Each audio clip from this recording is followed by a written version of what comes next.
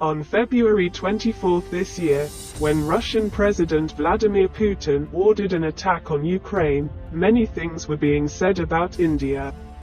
Many experts were of the opinion that due to the Ukraine crisis, Russia and China will grow closer, which will not be a good omen for India.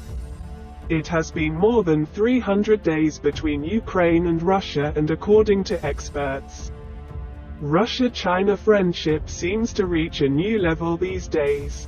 The war continues. Sanjay Kumar Pandey, a professor at the Center for Russia and Central Asia Studies at JNU, says that India's biggest fear was that the crisis in Ukraine would bring Russia closer to China. Has happened. Professor Pandey believes that these fears are well-founded, saying that China's growing dependence on Russia and China's growing investment in Russia are not good for India at all.